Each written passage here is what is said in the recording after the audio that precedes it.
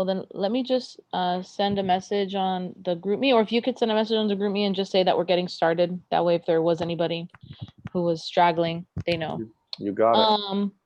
So just full disclosure, if at any point I need to just stop for 1 second, the baby's in the next room and my brother's girlfriend's taking care of him. So if I need to stop, I'll let you know. But everything should be Full disclosure, if at any point chilling. you just stop for 1 second. I hear like a feedback. I don't know if that's on your end, Spencer. I hear like myself. Okay, cool. Better. Yeah, awesome. All right, cool. So I just wanted to dive in really quick. I mean, 99% of you have been on a call with me before from the series. So, you know, I don't need to intro anything. I want to go into recruiting stuff and sales stuff. The recruiting, just to lightly touch up on quick philosophies that we went over in the series, sales as well, and then we'll talk about what you can do to make sure that SC2 is freaking awesome. I mean, everybody on this call is pretty much in 3 different places. Either you've had an awesome summer and you're really excited about where things are headed, you've had an average summer, or you've had a shitty summer. Whatever it is, like SC2 can pretty much turn it around or enhance for any of you. So the tips that I give you are going to help you do that. And then after that, we'll go into Q&A, and you can literally ask anything that you want. I'd love for you guys to be able to share during Q&A kind of like what you've been struggling with. That way I can help you with that, versus just maybe asking questions that may not be pertinent to what, you know, is going on in your office. So if you guys think of anything while we are while I'm going through stuff, then write it down.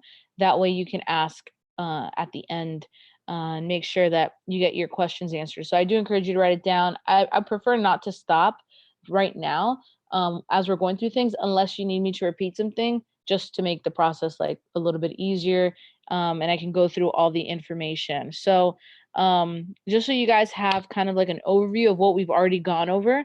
That way, if you do have any questions, you can just kind of like refer back to like previous videos. We've talked about, when it comes to recruiting, building a staff, how to build a PR cycle, setting expectations, mapping out how many PRs your AM should be setting, getting the AMs to hit their number, basically the whole PR system. We've talked about virtual interviews. We've talked about handouts after interviews, tracking systems, prioritizing top 20%, not only with PRs, but also with sales, PR allocation, numbers you need to know. Also rep driven in all aspects, all events, PRPCs, high school tables, recruiting past reps, old campus names, steroid interviews, event attendance, which is also a recruiting technique, art of promotion, getting a good training show, getting the right people to show, SLDM attendance, weekly event attendance, no shows to training. So that's all the recruiting stuff that we've already gone over in the past in the call series. So if you need help with any of those things specifically, you can go watch those videos. If you do have 1 or 2 questions on that, write them down and we'll go over it at the end during Q&A. And then the sales topics that we've been over. And by the way, another reason I'm spitting out all the topics is that way if you think of something and it prompts like a question in your head, you can jot it down for after.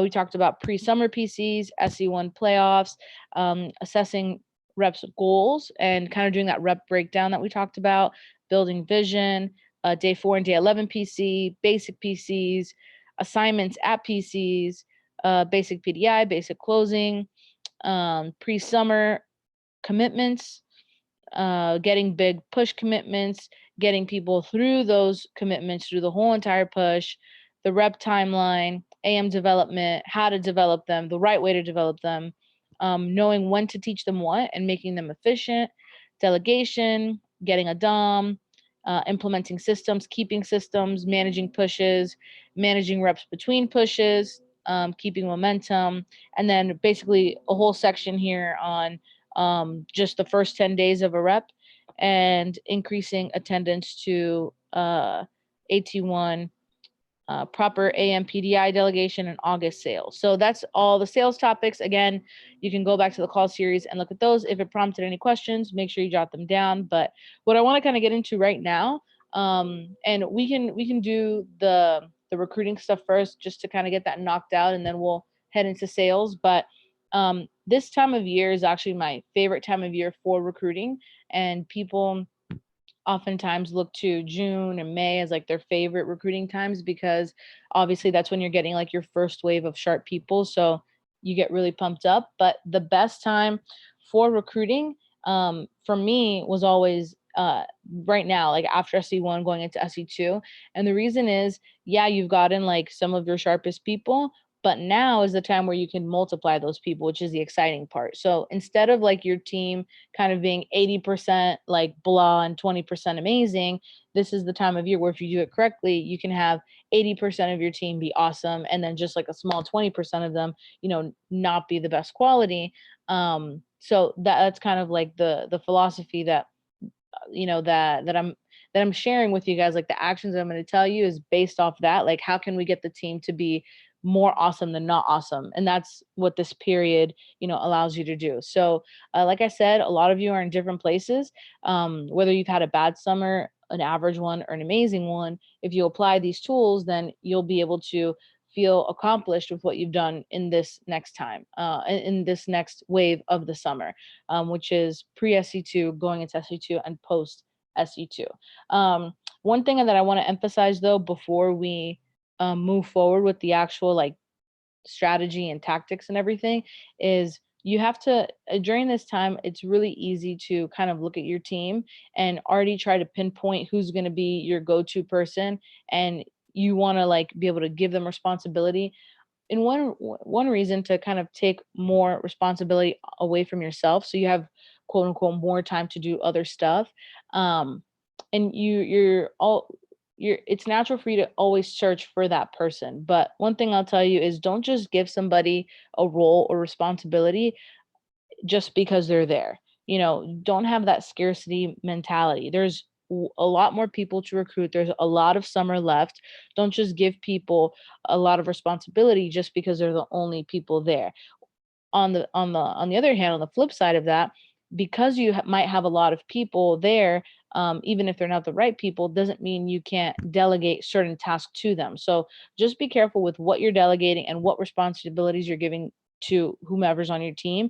And really, for DMs, when you're looking at the fall and you're trying to pinpoint who's going to be like that dom type person to partner up with, to have a really great fall and spring where you're not working as much, it's important to pick the right person. And it's okay to sacrifice your time, this fall and this spring, working a little bit more hands on in the office because you haven't found the right person just yet, than just handing it over to whomever, because you're just going to put yourself in a cycle where, you've done it a lot to build something. They're going to break it down and turn it to shit, and then you're going to have to build it back up later on. So my biggest advice to you right now is, don't just give somebody responsibility because they're there. Make sure that it's somebody that you like working with. That's like the number one thing when you're looking for somebody, is you like working with them. Number two, that they actually have a good work ethic. And three, that there's like a tangible result that they can look forward to, or like an outcome, and there's a reason and a purpose for them being in that role. Just because somebody's really sharp doesn't mean that they should be, the head of your office. Okay, because maybe they're not in the business to use these skills later on, and they don't see value in that, so they're never going to naturally work as hard. So for example, if you have somebody who like wants to be a doctor and they can't connect the dots as to why it'd be good for them to be the dom or PSM, if you have to do too much convincing, then it's not going to be the role for them, and they're never going to work hard enough to be able to maintain even just 50% of everything that you've built for yourself. So don't shoot yourself in the foot by making the wrong move. Just keep telling yourself that you're doing the right thing by holding off on promoting somebody to that role, and kind of accept the fact that you might need to work a little bit more in the fall and a little bit more in the spring until you find somebody to fill that position. So especially new DMs, I see it all the time. You get so excited about the kind of the summer being over in a sense because you worked really hard, but then you put the wrong person in charge and it all goes to crap. So don't do that at all. And the reason I bring that up is part of recruiting during between SC1 and SC2 is recruiting your staff, for August or for the rest of the summer. And if you're a branch and you're like, okay, why do I care about recruiting more people? Well, you never know what the future may hold. Maybe you open an office again the next summer, but all those people they'll always be your people. So if you open again, they can go back with you to your territory. If you don't open again, they're going to get transferred to another office, but you wouldn't be doing right by the people in your office if you didn't have a future opportunity waiting for them. Also, that helps you with August sales. The only reason why August sales happen is because people are fighting for a spot in management. So if you don't have a spot for them, if you don't have something for them to look forward to, the only person selling in August in your branch is going to be you. So if you don't want that to happen, you want to end on a good note, on a great note, an amazing note, then you want to make sure that you have something for them to fight for when August comes around. So I guess strategies, very quickly, we'll go through for recruiting for during SC1 and SC2 is number one, you need to do basically like a list cleanup. So a lot of the same things and strategies that we would do in the beginning of the summer, we're just going to re-implement them implement them now at this time of the summer. So number one, the first thing that I would do is look at your team, separate the top 20%, whether it's one person or 100 people, doesn't matter, and get their list. And with those lists, the first thing that you're going to do is you're going to do the quick PRPC, which, just to review what that is, basically you have them, you separate their list into 3 columns, and those 3 columns are people who were scheduled for interviews or scheduled for training that never showed up, people who weren't interested, and then people and then the last one is people who weren't, oh, and then people that weren't reached. So unreached, people weren't interested, and then people who haven't showed to either training or an interview. So you make those 3 columns. The next thing that you do is I have a document which I'll send out, and I've sent it out before, that has what you send to those 3 columns, and you basically have the representative copy and paste that text message to the columns. To every single person on there, like I said, unreached, not interested, or they haven't showed up to something. Now, one interesting thing that I've seen is that the most conversion you get from doing this at this specific time of year is from the not interested and from the unreached people. Usually the unreached people, because we text the PRs now, they have seen the text message and they just didn't respond because they didn't think they needed a job, or it wasn't the right time, or whatever it is. And usually it's the same case with the not interested people. Maybe they had a job, maybe they quit the job, whatever. Now towards this time of the summer, people are running out of the money that they've already made all summer, or they realize they don't like their summer job, or whatever it is. So a lot of those people do convert to recruits at this time of year. So for those of you who are saying, well, we've already done that with this list, don't have that mentality. The list is not over unless everybody's been contacted. So sit down and do that with your top 20%. And I guarantee, whether you have 1 or 100 people, like, your training class is probably going to increase by a minimum of like 10% from one week to the next, maybe even more for some of you if you have more people on the team. So that would be like an ASAP thing to do.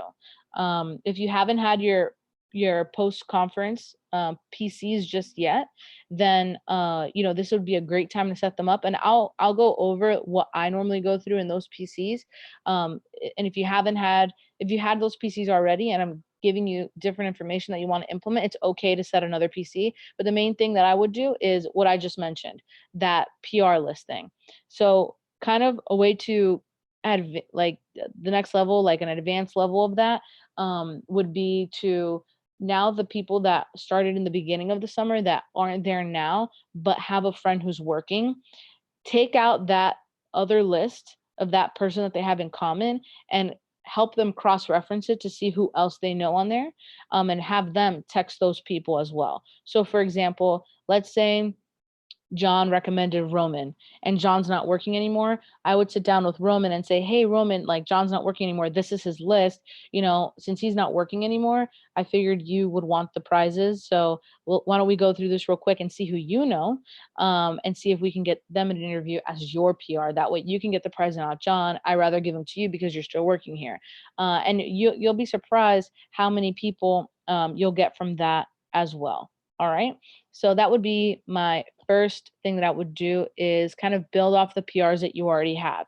And this is a great tool, especially for those of you that have had a great or middle summer. Now, for those of you who feel like you don't have enough, people on the team, or maybe you don't really have a team right now, the best thing that I can tell you is for this time of year, is you just need to go back to what everybody was doing in May. Now, granted, you're not going to have the same results as everybody right now, but you just have to know that. So if you know that and you're mentally strong about that, then nothing can stop you in these next 2 weeks. And I would take an aggressive approach. I wouldn't take a passive approach. A passive approach would be, calling PRs from 5 years ago. An aggressive approach would be to go to establishments, go to places where your recruits are, and face to face recruit the crap out of everybody. That's what I would do if I was having, like, if I had nobody on my team at this time of the year. If it were May and June, I would say, passive and aggressive, but don't do any passive approaches. Like, just go out and get them, unless you're done and you're just selling on your own. But pretty much if you're on this call, it's because you want to continue working hard, to get those recruits and build a great SC2. So that's what I would do, is just take that aggressive approach and go get people. Now, if you had a middle or great summer so far, you can still go do that approach, because maybe you have more people on the team. So 1 second here. Okay, so you have more people on the team, so you can spread out tasks a little bit better. But for you as the manager, my number one task is to meet with the top 20%, do the quick PRPC, and send out those text messages. Any questions on that so far? Any questions on, how to work this out logistically, or are we good there? Okay, great. So let's keep going then. So that's pretty much what you do between SC1 and SC2 when it comes to recruiting. You're either aggressively recruiting, or you're building off your current PRs and getting the top 20% of those people, by going back to their list. Obviously, you can go back to social media and things like that. Another great thing to do is, if you have written down all the people they've recommended from social media, then you can go back there and have them recontact those people as well. They might have those chats still saved in Snapchat or Facebook or whatever, so you can have them go back on there too, if there's somebody they had recommended that we didn't get to follow up with. So that's what I would do for right now between SE1, and SE2. And after SE2, just to stay on the topic of recruiting, and then we'll do a big shift to sales.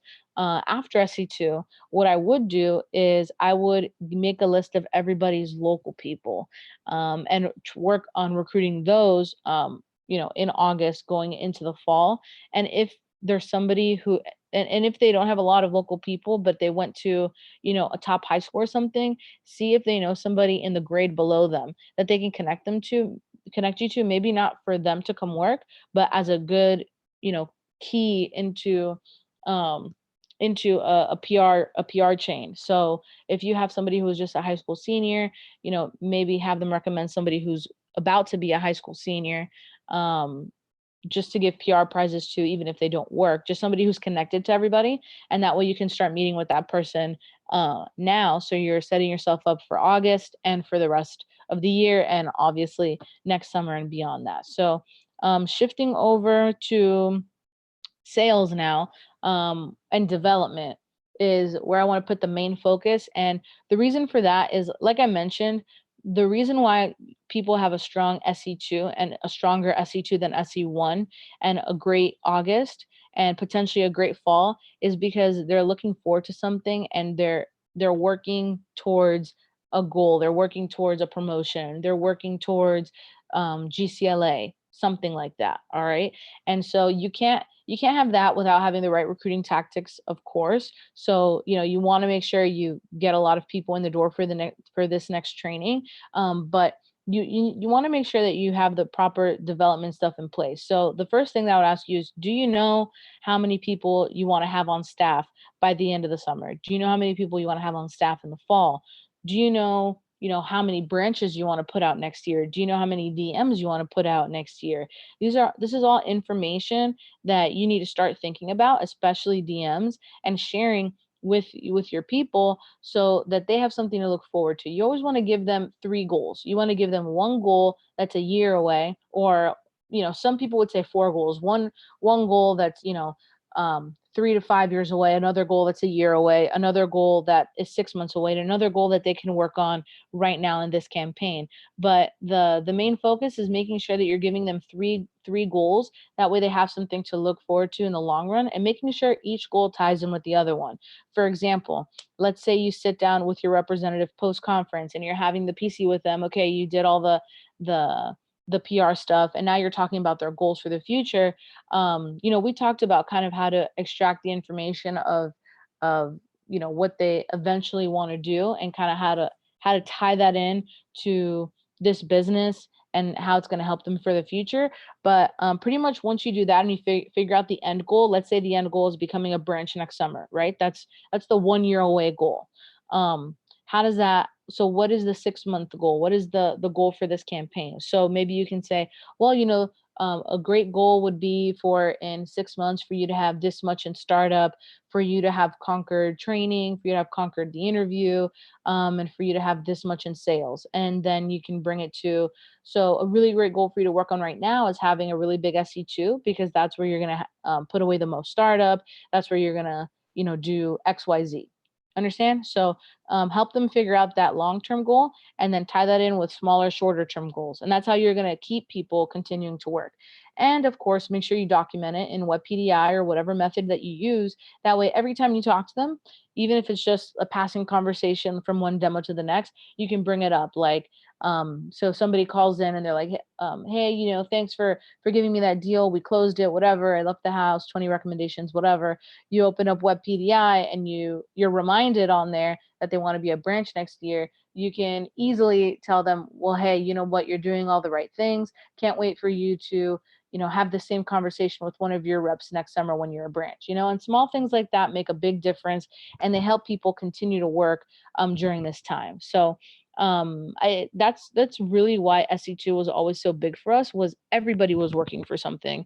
There were very few that were only working for financial reasons, and those who didn't see as great results as those who had a bigger purpose, for working. So that's what I would focus on right now to make sure that you're getting those SC2 and August sales. So the main thing, besides that development aspect, is when you sit down and have the actual PC with them. And this is kind of going to be a review of something that we have gone over before in the call series, but making a plan and scheduling a push is one of the key reasons why somebody will have or won't have a really amazing push. So whenever you're planning a push, and like I said, I've mentioned this before, you have to plan the pre-push, the actual push, and post the push. All right. And the reason for that is it provides really great perspective for the representative when you do this, or else they're going to feel burnt out. Like, think about where your reps are right now. They just finished SC1. A lot of them pushed really hard. Maybe some of them didn't. And like, whatever, that's fine. We're going to get them for this one. But some of them might feel like they worked hard and maybe they didn't. So if they go into the next push with that mentality, the baggage from the first push, there's no way they're going to perform for this one. And if you don't map out the whole push for this next push, they're just going to see it as another, 14 days where they work really hard and they feel really tired and they didn't get the results that they want. So this is why we have these meetings post SC1. This is why we map everything out to provide perspective and to help them get better for the next one. All right. So when you sit down with somebody, and I'm going to go over the PC you should be having with every person on your team right now. So you definitely want to take notes on that. And the only thing I'm not going to go over is the build up for SC2 and that whole script, because literally I did it for 5-6 years, and all I would do every single time was have it in front of me and read it. So I'll send you what I would read to them. So that part I'm going to omit, but all the other stuff that I'm going to give you is just stuff that, like, I would say to the representative when planning. So the first thing when you sit down with them is you want to review the push from before. And everybody's in a different situation. There's one situation where they feel like they worked really hard and went above and beyond. And then that they could have done more. There's another situation where they didn't do as much as they should have and they know it. And then there's the other situation where somebody didn't work that hard and got really great results. And the last one is that they worked really hard and got great results. All right. So the first one is that they think they worked hard, but you know that they could have done more. In all the situations, I kind of go with the sandwich method, which is like tell them something they did positive, tell them, the real stuff you want to talk about, and then you finish it up on like a happy, hopeful note. That way they don't feel like you kind of just shot them all the way down. So if somebody thinks they worked harder than they actually did, the first thing that you want to do is ask them the question, how do you feel the last push went for you?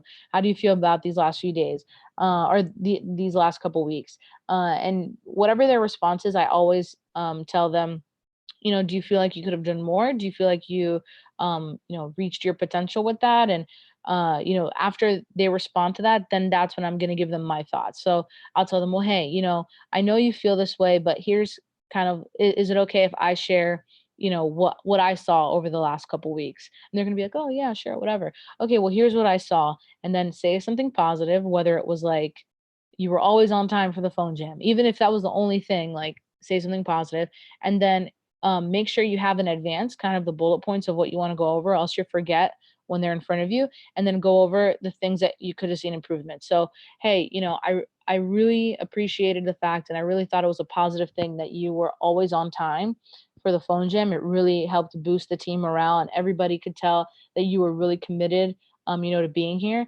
However, one thing that I thought could have used some improvement is, you didn't call in from every single appointment. You blah blah blah blah blah.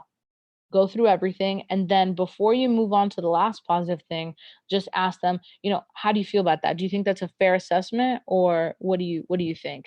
And get their feedback on the stuff they could have worked on, and then at the end follow up with, but hey, I know that now I see that you kind of realize this stuff, and moving forward for the next push period, what, I believe you're going to do really well. I think you're going to do this, follow up with something hopeful and something they can look forward to. And that same conversation, it can be used for that one. And it really could be used for all the different situations. The only situation I would say is different is for the person who didn't perform well and know that they could have done better. And the reason why you don't use that method for that situation is because they're already beating themselves down. So you don't need to further tell them, that they sucked during the push. They already know that. So the approach that I would take to that is I would first start off by asking them how it went, the same thing, right? That way, if they're beating themselves up about it or not, and they didn't, perform well. And after that, I would kind of provide only hopeful and positive perspective. Well, hey, look, now that you realize that this, didn't go the way that you wanted, let's identify specifically like what could have gone better, and let's work on this week before the next push starts, to work on those things. That way the next one goes better for you. And so based on that conversation that you have with them, this is where you're going to formulate your pre-push plan. So the pre-push plan, the main objective of it is to, one, make sure that they have enough recommendations going into the next push, and two, that they're quality leads. All right, those are literally the only two things that you should be worried about right now. The third thing kind of just depends on where they at developmentally, whether it's with their closing or getting the actual recommendations. That just depends on where they're at. I can't give you a general tip on that because every rep is different. But what I can say is if you just follow the document that I gave you guys on what to teach and when, then that's going to be your key on what they should focus on in the next 2 weeks. Big tip though is if they can't even close a homemaker, if they can't even do a triple close, don't even teach them how to close a kitchen, because I traditionally during SC2 is when we teach them how to do a wish list or kitchen close. If they can't close a kitchen system, do not teach them that stuff. All right. Remember, they're going to get the best sales doing what they know best. Even if it's like doing a de-emergency, I taught them how to do an essentials +5 close, they're going to sell more doing that than doing a kitchen close, because remember, closing is all about confidence, right? Confidence is one of the keys of it. So during this time, the main two things is, do they have enough leads and are they quality leads? So you first, the way to determine that is assess their current rec sheet and kind of qualify them for yourself. Ask the qualifying questions, see how many good MAC leads that they have. A good goal for SE2 at a minimum is 100 amazing MAC leads. All right. So make sure that they have 100 amazing MAC leads. And if they don't, then put a plan in place to get that. And the plan to get that should be based on the number of demos, right? Because if you want more recommendations, you have to do more demos. So kind of figure out their recommendation average and figure out how many demos they would have to do in order to get 100 great MAC leads. The biggest tip that I give every representative is the only way to get better leads is to see your best leads, right? Everybody knows somebody a little bit above them, the same as them, and a little bit below. So when they go on their appointments, make sure you teach them to qualify the recommendations and only see the best leads these next couple weeks. All right. And the reason why you see the best leads now is because the best leads multiply. So if you see Susie's top people, right, you don't pay attention to the bottom ones. You see it like her best ones and you go see those people. If those are their best ones, they know people that are even better than them, the same as them, or a little bit below them. And then you see those people's, you see Susie's best people during the push, you're going to sell more than if you waited on that lead. So make sure that you provide that perspective. Don't allow them to wait on leads and get a solid demo number for each week. And kind of the way that I put it for the in-between push period is I don't care when they do them, just as long as they do them. All right. And the reason why I give them that flexibility is so that they don't feel kind of like that push pressure to get something done. Just I don't care when you do them, just do them. So whether your goal is to do 20 demos in the next week and you do 4 a day for 5 days, and that's really what you want to do, then do that. But if not, let's say you want to do 5 demos because that's all you need to get to your number. I don't care if you do 2 on one day, 3 on another. I always give them my opinion, which is to get it knocked out in less days because you're going to get better averages. So you might as well do that. But kind of give them that little bit of freedom. Then to the plan during the push, that's the easiest part of the plan. All right. Because everybody's working the same amount of hours, and it's really enforcing that if they're not on a demo that they're making calls. And then the other thing that matters is the post conference schedule. So I normally give them, like a 3-day period, like, okay, SC2 just happened. They also just went through SC1. I told you guys that after SC1, I give them like a 1-day kind of thing, like, okay, come back from limo night, chill out the next day, and then that next Sunday already come to phone jam. After SC2, it could be a little bit different just because they've already just gone through 2 pushes. So kind of give them like 3 days, and you can set up for them to come to phone jam like on Wednesday or Monday or something like that. But the main thing is have a comeback day, right? Like if you were in another job and you went on vacation, you would have to give them a day where you're returning to work, right? So it makes sense after SC2 for people to take like a mini staycation, vacation, whatever, but they need to have a comeback day. So set that comeback day with them. Even if it's people that are away at school, if they're planning on being involved or in GCLA, whatever, they need a comeback day. And if their comeback day is to, study the interview or to make calls or whatever it is, make sure that they have a day where they know they're quote unquote coming back. So for all the people that will be doing demos after SC2, which should be everybody except people that would be away at school, unless they're planning on working from over there. For everybody who will be doing appointments, it's important to make sure you give them the opportunity to treat the last summer push as a push.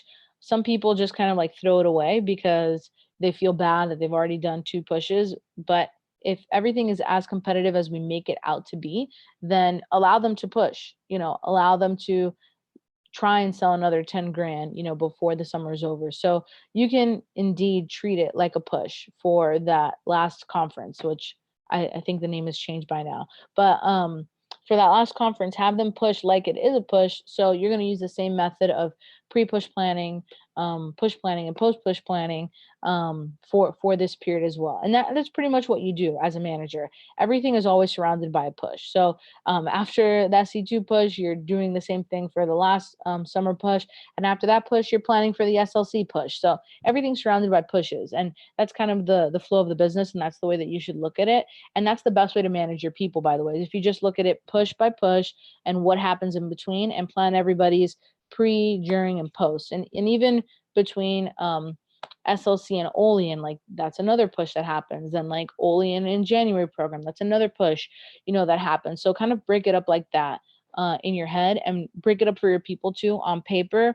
And this is going to be especially important in August and in the fall because you're not there as much. So kind of putting this in place now gets you to a place where they know what to expect for the fall, like the pace of the schedule and how you schedule and how you work and maneuver. So that's why it's important to do that. Now in between SC1 and SC2. So plan the post push with them. Now during the push, my biggest tip for you guys to make sure that you're maximizing sales is number one, when it comes to help in the office, the people who are on staff, don't take away their opportunity to sell because you don't want to do something in your office. All right. This is the time where it sucks. You've worked already a lot, but you actually work even more during SC2 because typically you give people the whole entire time off in SC2 from the office to go sell. In bigger offices, I would say have one staff member, like give everybody an assigned day. This is kind of what I told you guys before the summer is if you have at least 7 people, then you can have one helper a day if you don't have like a dom or somebody who's staying back with you the whole entire push. Which kind of goes back to my first point. Don't just put somebody there because they're there. Make sure you like them, because during times like this in SE2, when you have to spend every waking moment with them, it's going to take away from your energy and your ability to give back to everybody if you're with somebody who's not being productive all day.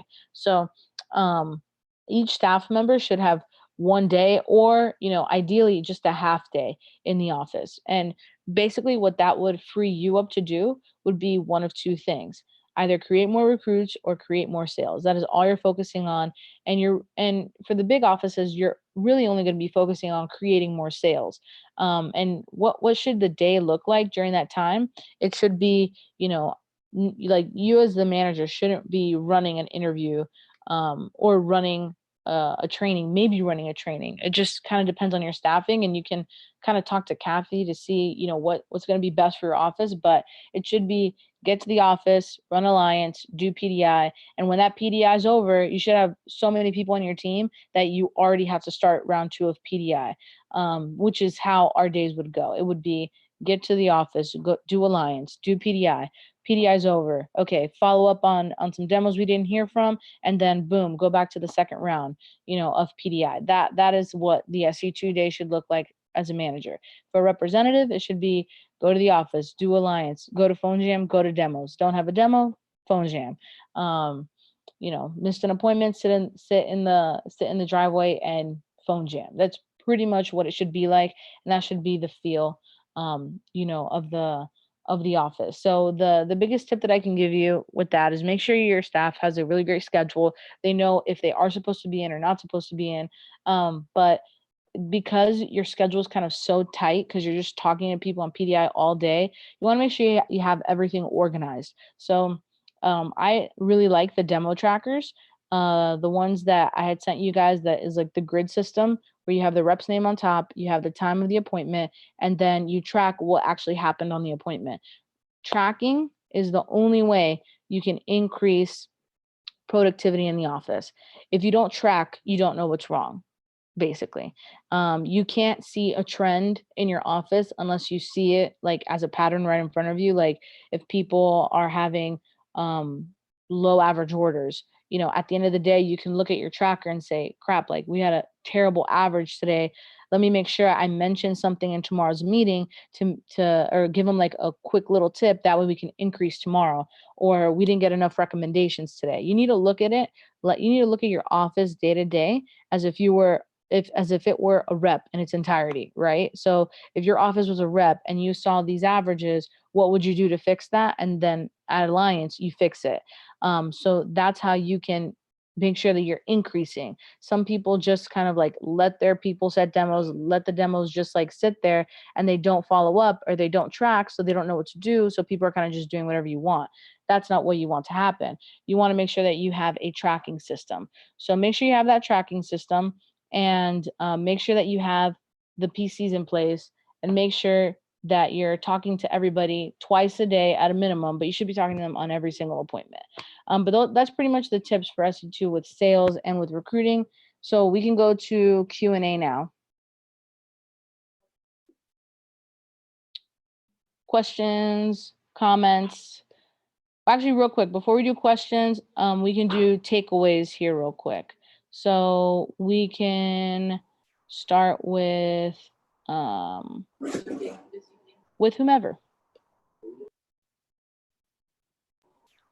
Who Well, wants to- I muted everybody. So if you want to talk, you need to unmute yourself. Oh, I see.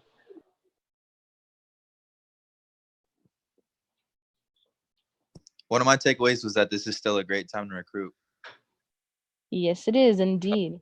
That Okay, cool. Well, I guess I could just call on people. So, Jordan. I really liked what you said about the demo tracker thing. Mm-hmm. Yes, So you can kind of see the trend and you can see what's wrong or what's going good. Yeah, exactly. I mean, that's what people do in business, right? Like they look at their report and they see what's wrong and what could be better. So if you don't create that report for yourself, there's no way for you to know what you have to work on for the next day, right? Cool. Jeremy. I really liked how you have to set like the comeback date when people are going to be taking breaks either for like school or vacation. That was a key. Yeah, and just explain it to them the same way I explained it to you guys. Like if you have another job, and you go on vacation, you don't just like show up back whenever you want. You have a comeback date. Same thing. Cameron. One of my big takeaways, and it's something I definitely, I guess I already knew, but hearing it again reminded me, going through a PR list with the PR, with the sponsors PR list with that PR. Like, who do you know off here? Because like you said, they already got a text, but it's building up that credibility and letting them see it again later in the summer from someone else is a big reminder for me. Yeah, for sure. Eric? One thing I took away was kind of delegating and having helpers each day of the week. If you have 7, then you could split them up one day per each, but not necessarily doing it just because they're there. Make sure that they're developed first and they can handle it. Right, exactly. So that's just a huge mistake I saw so many times is people just appointing people just because they're there. Cassandra. I jumped on a little bit late, but what I did get was basically tracking. I think that's something that I haven't been consistent on. Tracking the results and not knowing where the efficiency is something that I could definitely improve on. Yeah, for sure. Yeah, that's definitely super important. Okay, I think I got everybody except for Spencer.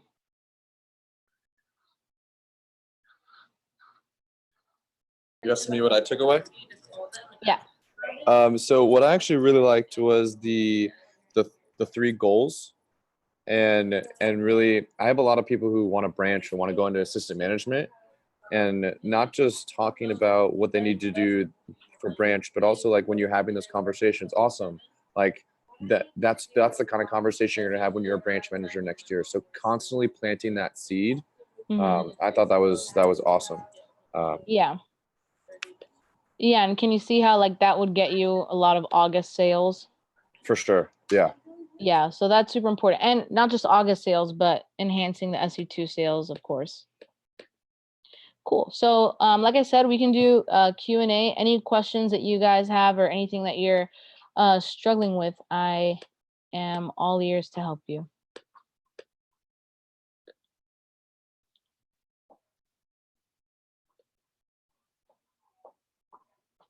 All right. I have a question. So Go ahead. what's I'd say maybe like maybe it's like 2 or 3 reasons, but what's the main reason why people don't show the day 2 of training? People don't show to day 2. Okay, so it could be, have you noticed a trend in any way? Like, is it mostly PRs? Do you get the same excuse a lot? I'd say I really haven't noticed a trend. Okay, well, there's just a couple different reasons, general reasons. But if you do think of a trend, then you can come back to me on that because sometimes it's just the main thing I would say, especially for new managers, is maybe that on the first day, maybe you went too hard on sales and selling, instead of saying showing. So try and shift your lingo from saying selling all the time to saying showing. And on the first day, and sometimes it just makes people feel more comfortable. And it doesn't take away from anything because your top people are still going to perform well, and the bottom people are still not going to perform, and the middle people are still going to perform on an average level. But just try and switch that to showing instead of selling. Or another reason could be that whatever you said in the interview isn't lining up with what's actually happening on the first day of training. So you just need to make sure that everything is just the same. And for those of you that have like assistants running interviews, you just want to make sure that everything is on the same, that you're all speaking the same language pretty much. The third reason, and there's really three main reasons. So the first one was just you went too hard on sales. The second one is just things aren't matching up. And three is the overall energy not matching up. So sometimes people come in for an interview and it's like really professional and the environment is really chill. And then they come into training and there's like house music playing and it's super crazy. So and that's fine. That can happen, but you just have to make sure you preface that at the end of the interview so that people feel comfortable. Based on the three things that I just told you, is there one thing that you feel like might stand out that you're not doing, or you are doing one of those things that's the reason people aren't showing up?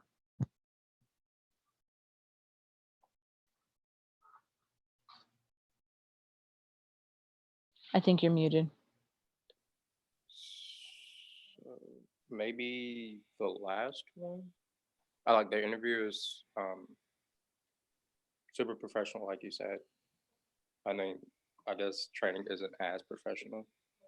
Yeah, that can happen. Just think about it like day one is like another interview, and then day two is where you can have more fun.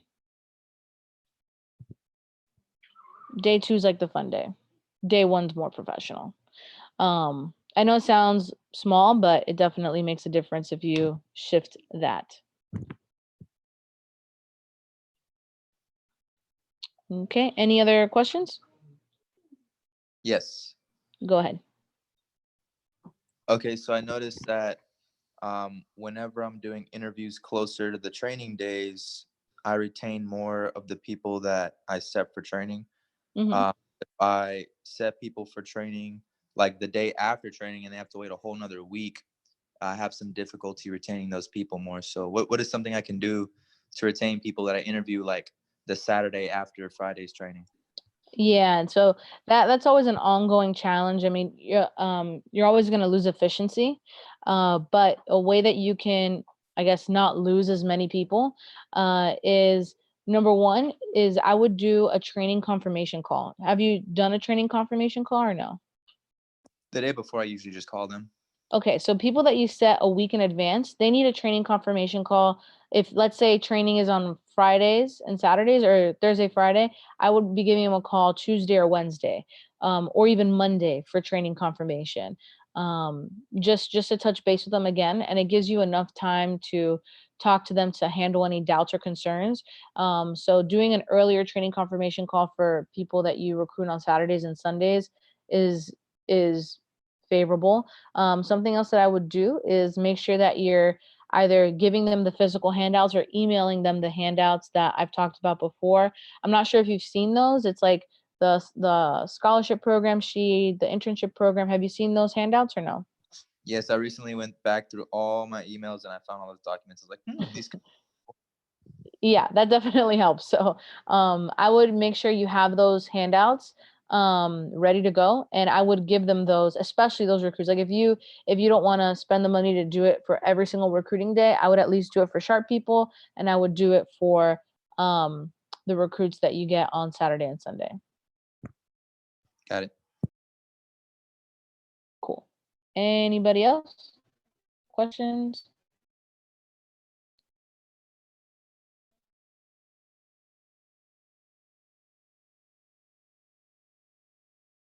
So I guess a question I might have for some of you is, oh no, I can't hear you, Kathy, if you're trying to talk. Okay, can you hear me now? Yeah. Yay. Okay. I was doing the wrong one. By the way, I just wanted to add something before I forget with because I think newer guys wouldn't know it, like to focus on like say like You're breaking up. customers buy, and the customers love this, and our customers buy this, showing and our customers buy. So that's how you still keep the sales culture, is by saying how our customers buy stuff. Does that make sense? So you don't want to completely avoid talking about how customers buy stuff. You're just not using the word like you sell, you sell. So I just wanted to clarify that, because then you could do the opposite effect and hurt your pop completely, you know? So that was just a thing there. And then with comeback day, you know, making sure that for us, and Mary, just, you know, this year we have SC2 on a Saturday, Sunday over in Georgetown. It's like going to be 5 divisions together. So we will be back, you know, on Monday. So I'm thinking for us, like, you know, some people, and depending on what their goals are, you know, they're going to be back to work, you know, Monday night or Tuesday, you know, definitely Tuesday, if not Monday night to phone and load up their week. But we're going to be promoting a Monday night phone jam. And for those taking a couple of days to actually push, like just making sure everyone's there for your Wednesday team meeting, ready to rock. Because that'll be the, you know, 1 week challenge going into the, it goes immediately into the Leadership Summit, CFC, because we moved it up last year to the 13-14, just because so many kids were leaving the school later. So it's just a 1 week, you know, finish the summer strong type thing before people head off to school. Cool. So make sure that you guys get them in, you know, soon, because if not, then they'll miss all that, because it's kind of back to back, you know. But they'll have some good time to like hang and recharge while we're up there in Austin. And that day on Sunday, we like rented a boat for like 100 people. So all the 10K pushers will really get a time to connect and just, you know, feel like they're not working and having fun, you know. And then if they want to be with their families and do stuff on Monday, cool, you know. And we're going to promote that Monday night jam and then Wednesday team meeting. So I just wanted to throw that in there before I forgot.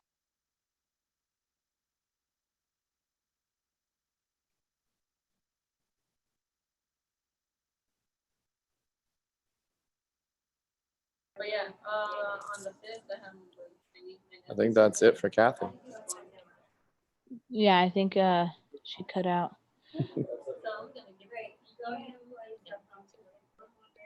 Cool. Well, that is it from me. I guess we just got to figure out what. Yeah, I didn't know time. if you had anything else you wanted. You were going to say something when I like added that, so I didn't know if there was anything else that you had. And then I definitely have a couple things that are. I was just gonna say, I guess a little assignment, because then I want to follow up on Friday, is just to make sure everybody has that PRPC, post-conference PC from SC1 to SC2 with everybody. And obviously you're not gonna be able to get it all done by the next time, you know, we have a call, but I'd love for you guys to implement that, and that way I can get feedback and help you guys maneuver for our next call, which should be Friday. But that was it. The next call is Friday. I was thinking. Did we finalize the time for Friday? Yeah. No, I was thinking Friday. I don't know, what time do all of you normally have training? Most people are going to have training, I think, at 10 or 11. So, or 11. I don't know what you guys sign on the 4th. I know the pilot has it at 11. So I was going to say if it can be earlier, like the latest by 9 a.m. Our time, or even 8:30. But anybody else can come in and say what time your trainings are?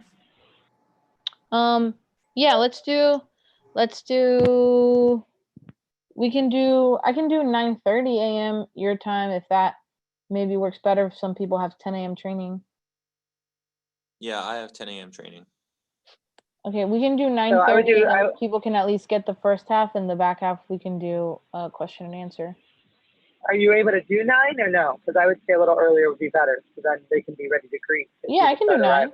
Yeah. Okay. Yeah, I can do 9. I can do 8. I can do 7. but Your nine's hair good. looks so pretty. Thanks. Just for you guys. Stealing my thunder. I was Um, gonna say she looks great too. What? Too late. I was talking about All right.